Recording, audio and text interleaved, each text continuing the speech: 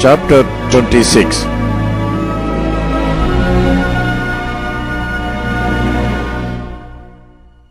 Then Agrippa said unto Paul, Thou art permitted to speak for thyself. Then Paul stretched forth the hand and answered for himself, I think myself happy, King Agrippa, because I shall answer for myself this day before thee, touching all the things whereof I am accused of the Jews, especially because I know thee to be expert in all customs and questions which are among the Jews. Wherefore I beseech thee to hear me patiently. My manner of life from my youth, which was at the first among mine own nation at Jerusalem, know all the Jews, which know me from the beginning, if they would testify that after the most straightest sect of our religion I lived a Pharisee. And now I stand and am judged for the hope of the promise made of God unto our fathers, unto which promise our 12 tribes, instantly serving God day and night, hope to come, for which hope's sake, King Agrippa, I am accused of the Jews. Why should it be thought a thing incredible with you, that God should raise the dead? I verily thought with myself that I ought to do many things contrary to the name of Jesus of Nazareth, which thing I also did in Jerusalem, and many of the saints did I shut up in prison, having received authority from the chief priests. And when they were put to death, I gave my voice against them. And I punished them oft in every synagogue, and compelled them to blaspheme.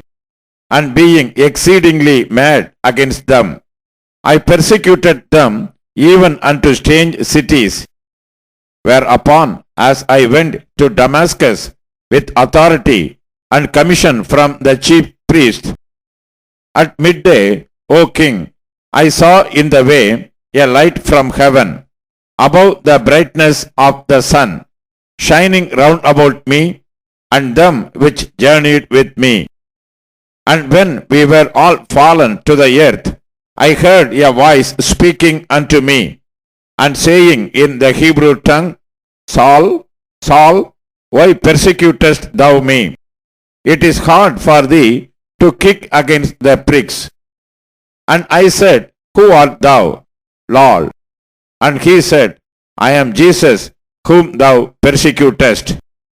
But rise and stand upon thy feet, for I have appeared unto thee for this purpose, to make thee a minister and a witness both of these things which thou hast seen, and of those things in the which I will appear unto thee, delivering thee from the people and from the Gentiles, unto whom now I send thee, to open their eyes, and to turn them from darkness to light, and from the power of Satan unto God, that they may receive forgiveness of sins and inheritance among them which are sanctified by faith that is in me.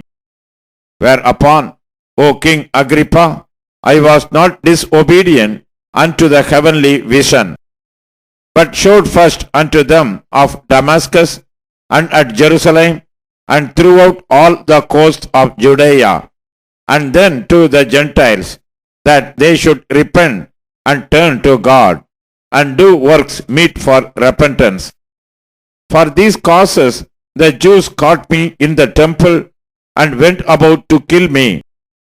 Having therefore obtained help of God, I continued unto this day, witnessing both to small and great, saying none other things than those which the prophets and Moses did say should come, that Christ should suffer, and that he should be the first that should rise from the dead, and should show light unto the people and to the Gentiles, And as he thus spake for himself, Festus said with a loud voice, Paul, thou art beside thyself.